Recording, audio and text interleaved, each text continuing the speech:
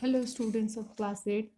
Today we are going to start our chapter number 5 of your history part.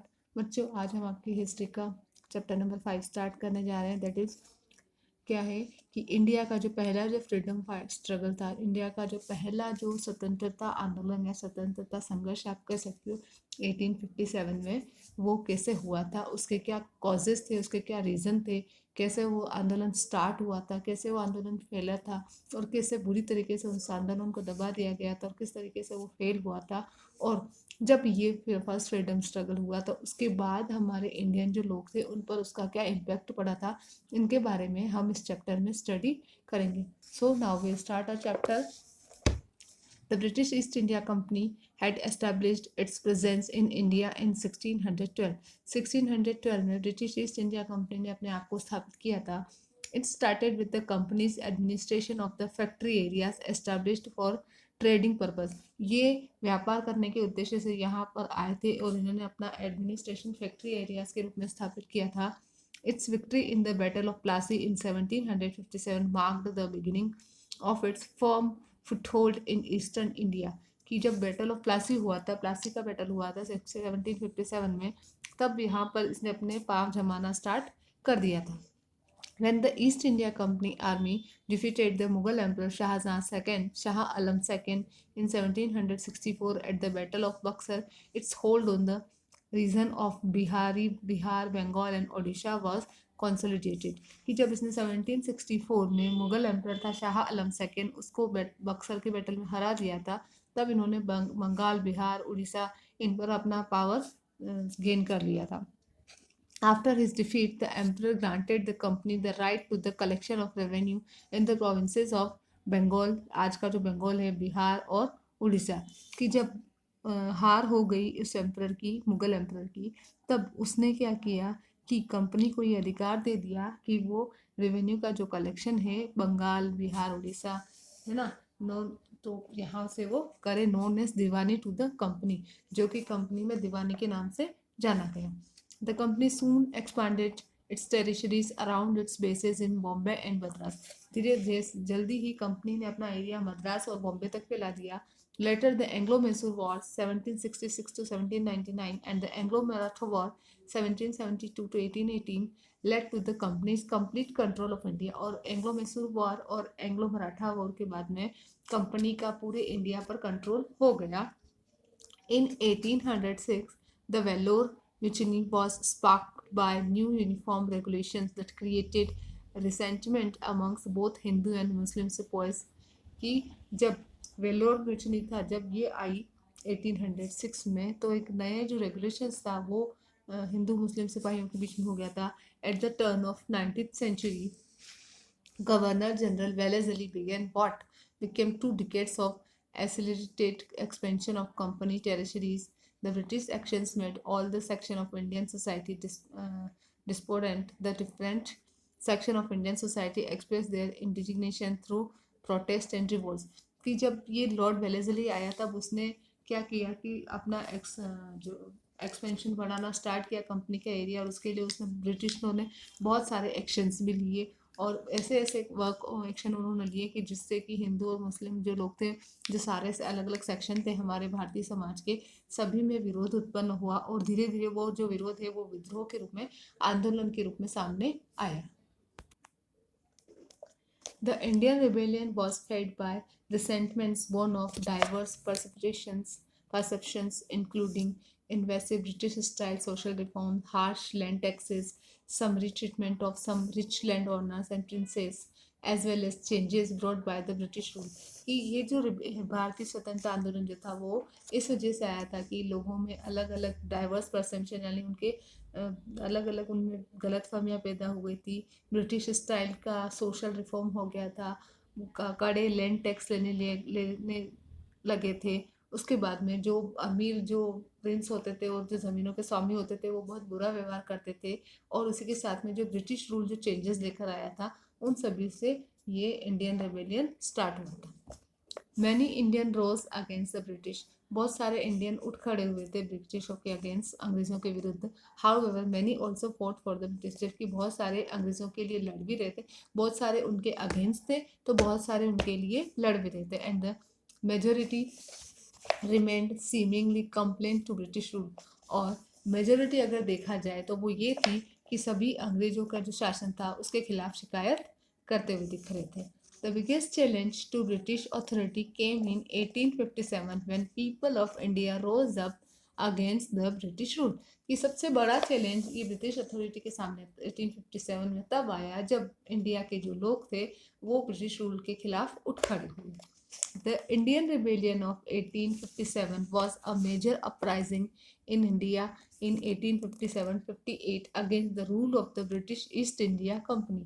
भारतीय जो आंदोलन था 1857 का वो एक बहुत ही मुख्य आप कह सकते हो कि एक उठाव था इंडिया में कि जिसकी वजह से ब्रिटिश ईस्ट इंडिया कंपनी के अगेंस्ट में आंदोलन स्टार्ट हो गया था।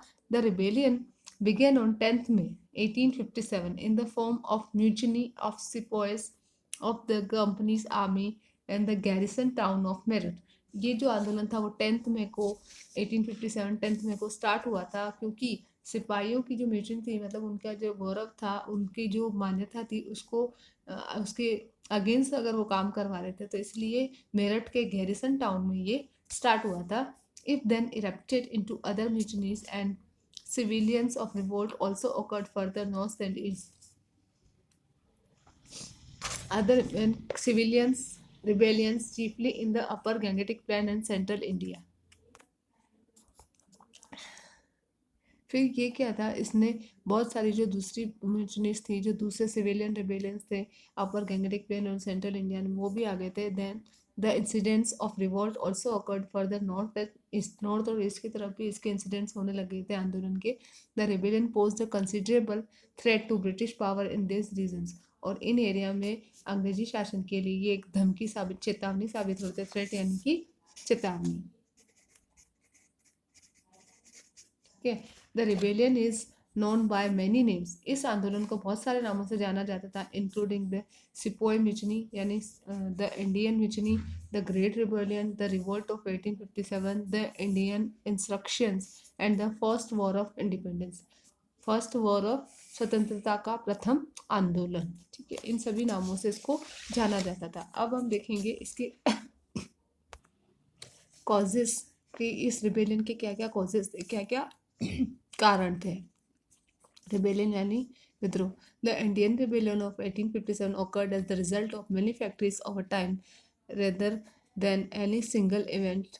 कि कोई सी भी सिंगल घटना को आप इसमें नहीं मान सकते, ये बहुत सारे फैक्टर्स था उस टाइम के अकॉर्डिंग, उसके कारण ये इंडियन रिबेलियन हुआ था। Some Indians were upset with the draconian rule of the company which had embarked on a project of territorial expansion and westernization that which imposed without any regard for historical subtitles in Indian society। बहुत सारे लोग जो थे वो company की बातों से नाराज थे।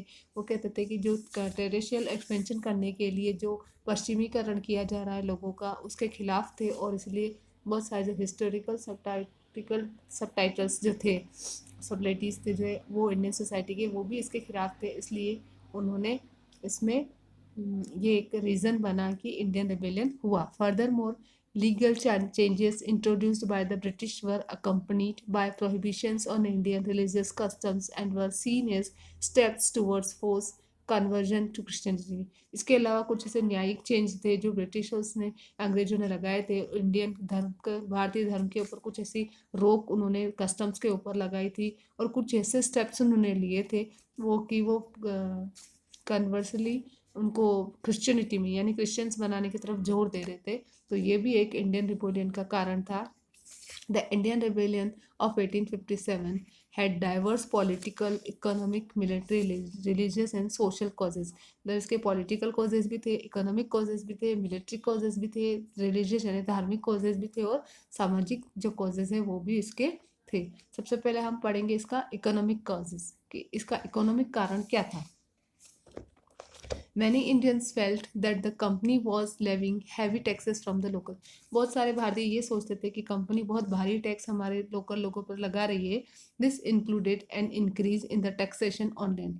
और इसमें जो ज़मीन के ऊपर जो बढ़ता हुआ टैक्सेशन था वो भी शामिल था। This seems to have been a very important reason for the spread of the rebellion। ये आंदोलन के फैलने का एक बहुत मुख्य कारण माना जाता है keeping in view the speed at which the conflagration ignited in many villages in northern India, where farmers rushed to get back their unfairly grabbed title deeds. कि इस बात को रखते हुए कि बहुत स्पीड से ये जो था बहुत सारे गांव में नॉर्थ इंडिया में फैला था, जहाँ पर फार्मर जो थे वो अपने जो उनका अनफेयर जो उनके टाइटल्स ले लिए गए थे उसकी तरफ वो उसको वापस चाहते थे, इसलिए वो इसके साथ इन्वॉल्व होने चाहते थे। The resumptions of tax free land and confiscation of jagirs, की जागीर जो होती थी और जो टैक्स फ्री ज़मीन होती थी जो कि लैंड रेवेन्यू कंट्रोल करने के लिए लोकली दी जाती थी, caused discontent among the jagirdar and zamindar, और उसकी वजह से जागीरदार और जमींदार वो भी डिससेटिस्फाई हुए थे। Dalhousie had also appointed the inam commission with powers to confiscate land, और ज़मीनों को अपने हक में लेने के लिए डलहौजी ने एक कमीशन भी बिठा दिया था। Several years before the Sepoy Mutiny, Lord William Bentinck had attacked several jagirs in Western Bengal, कि इस आंदोलन से कुछ टाइम पहले विलियम बेंटिक ने कुछ जागीर्स पर जो कि वेस्ट बंगाल में थी उन पर अटैक किया था। He also resume the practice of tax free land in some areas, और उसने कुछ ऐसी टैक्स फ्री वाली जो ज़मीनें थी उनको भी अपने अंडर में ले लिया था। These changes cause wide spread resentment not only among the landed aristocracy but also caused great distress to a larger section of the middle class people, कि इसकी वजह से क्या हुआ कि ऐसे जो चेंजेस होता बहुत सही थे, बहुत वाइड स्प्रेड हुआ इसका, और न केवल ये जो ज़मीन पर जो मनमाना तो वो अपना मनमानी करते थे उसके कारण, बल्कि उसके अलावा जो मिडिल क्लास लोग थे उनका बहुत बड़ा सेक्शन भी इससे डिस्ट्रेस हो गया था। इस वजह से ये इंडियन रिबेलियन हुआ, उसको एक इकोनॉमिक कारण माना जाता है। Lands were confiscated from the landlord and auction, ज़मीनों के स्वामी से ले ली गई और उनकी ऑक्शन यानी कि उनकी नीलामी कर दी गई। क्या कर दी गई? नीलामी कर दी। ऑक्शन करना है ना, नीलामी करना। Rich people like the merchants and money lenders were therefore able to speculate in British land sales and drive out the most vulnerable peasant farmers, और ये जैसे मर्चेंट होते थे, ज़मीन पैसे उधार देने वाले थे वो सब उस ज़मीन ब्रिटिश ज़मीन को ले सकते थे, बेच देते थे, और उन्होंने ऐसे बहुत सारे किसानों को बाहर कर दिया अपनी ज़मीन से। The peasants were forced to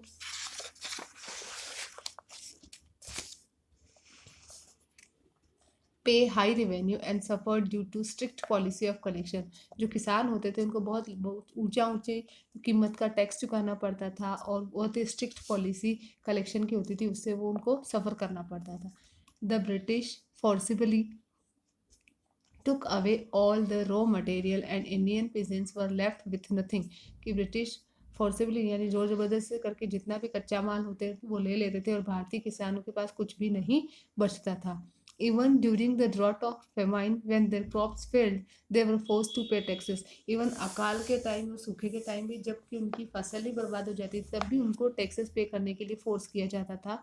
The British cotton and silk goods imported into India paid a duty of 2%, whereas Indian cotton goods exported to Britain paid 10%.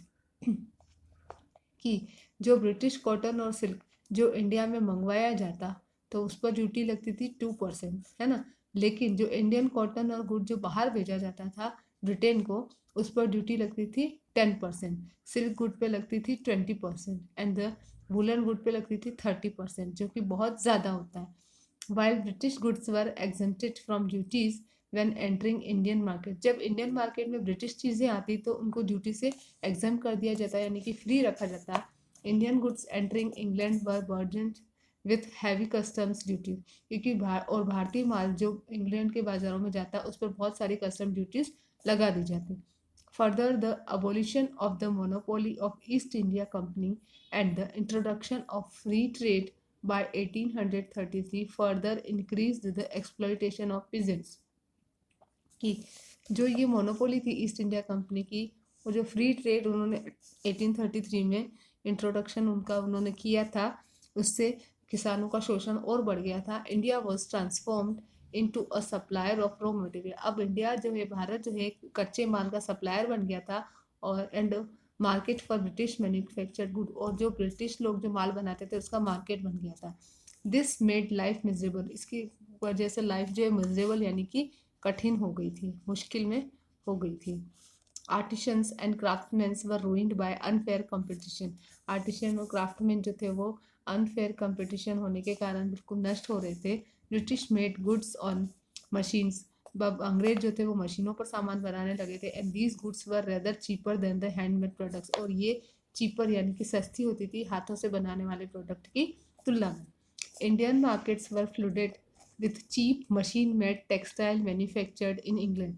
अब भारतीय बाजार जो थे वो सस्ते और मशीन से बने हुए टेक्सटाइल जो कि इंग्लैंड में बने होते थे उससे पूरी तरह उसमें बाढ़ आ गई थी भारत के बाजारों में। Indian handmade textile could not compete with the cheap machine made textile.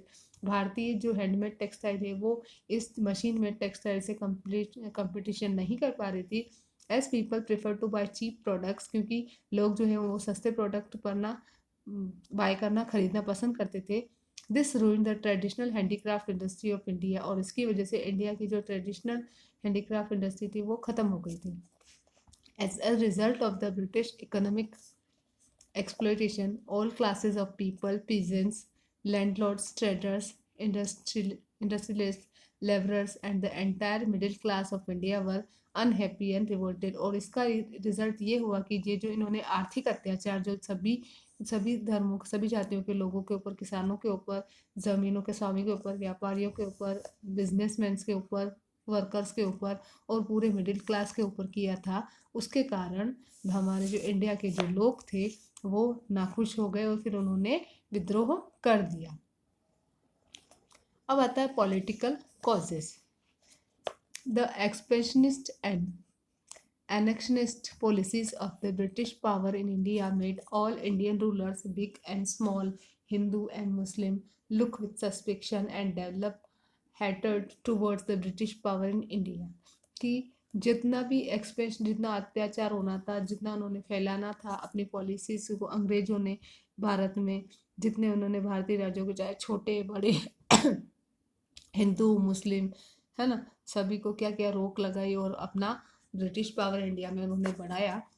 The nobility, many of whom had lost titles and domains under the doctrine of lapse, which refused to recognize the adopted children of princes as legal heirs, felt that the company had interfered with the traditional system of inheritance.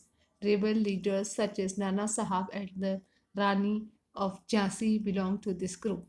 कि ये जो nobility यानी जो बहुत सारे जो होते थे जो वो अपना टाइटल खो चुके थे, अपना पावर खो चुके थे डॉक्ट्रिन ऑफ लेप्स की नीति में। इसमें क्या होता था कि जो गोद अगर प्रिंसेस को कोई बच्चे गोद लेते हैं, अगर उससे मेल उत्तराधिकारी नहीं होता है और वो अगर किसी और को गोद लेते हैं तो कंपनी को उसमें इंटरफेयर करने का अधिकार मिल गया। कंपनी उसमें इंटरफेयर करने लगी कि वो ये जो पारंपरिक सिस्टम है इसको ना अपनाए। और इससे क्या हुआ कि आंदोलन जो लोगों में असंतोष फैल गया और उसकी वजह से रिबेल के लीडर्स बन गए, जैसे कि नाना साहब है, रानी ऑफ झांसी है ना। इन्होंने क्या किया, इन्होंने नेतृत्व किया इस विद्रोह का और उन्होंने ये लोग लीडर बन गए। The native rulers were forced to disband their army who failed to obtain gainful employment elsewhere। कि ऐसे जो राजा थे उनको ये फोर्स किया गया कि वो उनकी आर्मी को रखेंगे जो कि अपने और कहीं भी एम्प्लॉयमेंट नहीं कर सकते। Further the open disrespect exhibited by the British towards the last of the Mughal ruler Bahadur Shah Zafar made the Muslim rise in revolt। और क्या हुआ कि एक ओपन डिसरेस्पेक्ट किया गया था लास्ट जो मुगल रूलर था बहादुर शाह जफर उसका, और उसकी वजह से मुस्लिमों में भी विद्रोह हो गया। The native rulers took up arms and started the revolt. और फिर राजाओं ने जो क्या किया, हथियार उठा लिए और आंदोलन स्टार्ट कर दिया। The resentment took tangible shape in 1857। और ये एक बहुत बड़े लेवल पर आ गया 1857 में। सोशल एंड रिलीजियस कॉजेज, सामाजिक और धार्मिक कारण। The British followed a policy of racial discrimination and look down upon the Indians. British और ने क्या किया कि जातिगत भेदभाव की नीति उन्होंने फॉलो करी और फिर इंडियंस को नीचा दिखाया। They did not interact with the Indians and humiliated them. वो भारतीयों के साथ में बातचीत नहीं करते थे, उनको ह्यूमिलेट करते थे। Indians were not allowed to travel in first class compartment. ट्रेनों में इंडियन को फर्स्ट क्लास में नहीं बैठने दिया जाता। Educated Indians were denied promotions, जो शिक्षित भारतीय होते थे उनका प्रमोशन नहीं दिया जाता था, and the opportunities to be appointed to high post even though, ना ही उनको बड़ी पोस्ट पे अपॉइंट किया जाता, they were more deserving to be on those post, जबकि वो पोस्टों को डिजर्व करते थे. The British were so arrogant and haughty that a police regulation published by a magistrate at Agra categorically states every native, whatever his pretended rank may be, ought to be compelled under heavy penalties to salam all English gentlemen in the streets, and if the native is on horseback or in a carriage, to dismount and stand in a respectful attitude until the European has passed him.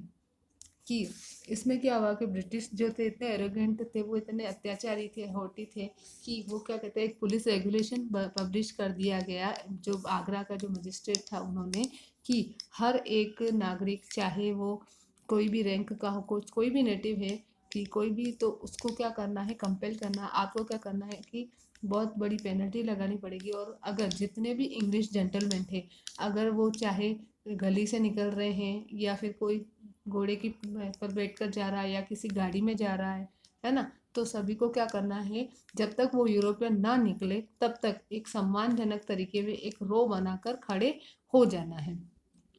The judicial system introduced by the British was based on equality. अब जो judicial system इन्होंने लगाया था वो equality यानी समानता पे based था, तो the law was different for Europeans, लेकिन यूरोपियंस के लिए कानून अलग था. All Indians were considered equal before law, सारे जो इंडियंस थे उनको जो कानून के सामने समान माना गया. This was believe to be an attempt to undermine the caste system and privileges of the upper class. ये सा युग इसलिए किया गया था कि अपर कास्ट जो थी उसको, और जो कास्ट सिस्टम था उसको हटाने के लिए, कि सभी को हम बराबर मानेंगे. The intervention of the British in social tradition by prohibiting the practicing of sati in 1829, passing law relating to succession of property in 1832 and 1856, Widow Remarriage Act in 1856, and the Religious Disabilities Act of 1856 further strengthened the view of conservation that the Hindu religions and customs were being tempered by the British with the specific object of Christianizing India. कि फिर क्या हुआ था, कुछ ऐसे कानून जो थे वो ब्रिटिशर्स ने पास किए थे, जैसे कि सती एक्ट था, वो विडो रीमैरिज एक्ट था, ठीक है, रिलीजियस डिसेबिलिटी एक्ट था, इस टाइप से ऐसे कुछ कानून थे जो ब्रिटिशर्स ने चलाए थे, जिसमें हिंदू जो थे वो ये सोचते थे कि उनका धर्म जो है, उनकी जो परंपराएं हैं वो ब्रिटिशर्स उनको अवॉइड कर रहे हैं, तो इसलिए, और वो क्रिश्चियनिटी को, इंडिया को क्रिश्चियंस बनाना चाह रहे हैं इंडिया के लोगों को, इसलिए वो ये सारे काम कर रहे हैं. तो इसलिए वजह से भी ये एक सामाजिक, सोशल और रिलीजियस कॉजेज थे जिसकी वजह से ये इंडियन रिबेलियन स्टार्ट हुआ था. अब इंडिया का क्रिश्चियनाइजेशन क्या होता, क्या किया है, देखो इन्होंने, वो हम देखते हैं. The British took the following steps to Christianize India and to protect the interest of people converting to Christianity. उन्होंने क्या क्या स्टेप्स लिए, देखिए. English language education was actively promoted, English language पढ़ाना बहुत प्रमोट किया गया. After 1830 the company allowed Christian missionaries to function freely in its domain and also own land and property. 1830 के बाद में कंपनी ने क्रिश्चियन जो मिशनरीज थी उनको अलाउ कर लिया कि वो आराम से इजीली फ्री होकर काम करें और खुद की प्रॉपर्टी और लैंड भी हो. इन 1850 a new law were passed, फिर 1850 में एक नया कानून पास किया गया, तो to make conversion to Christianity easier, की ताकि क्रिश्चियन ईजी तरीके से क्रिश्चियन बनना जा सके, इसलिए एक कानून भी बनाया गया. This law was allowed an Indian who had converted to Christianity to inherit ancestral property, कि वो अपनी विरासत की जो संपत्ति है वो रख सकेगा अगर वो क्रिश्चियन बन जाता है तो. Convert to Christianity were given special privilege in government job, और जो क्रिश्चियन बने तो उनको गवर्नमेंट जॉब में भी प्रेफरेंस दी गई, हाउसिंग में फाइनेंशियल उनको सहायता की गई और उनको प्रमोशंस भी मिले. When all these were intolerable by educated Indian and conservative Indians they revolt against them. जब ये सारी जो चीज़ें थी, जब जो भारतीय शिक्षित भारतीय थे उनको नज़रअंदाज नहीं कर पाए, है ना, और वो कंजर्व अपनी भारतीयता को बचाना चाहते थे, तो इसलिए उन्होंने क्या किया, ब्रिटिशर्स के अगेंस्ट आंदोलन स्टार्ट कर दिया। फिर आता है आपका मिलिट्री कॉजेस। मिलिट्री कॉजेस से हम नेक्स्ट वीडियो में पढ़ेंगे।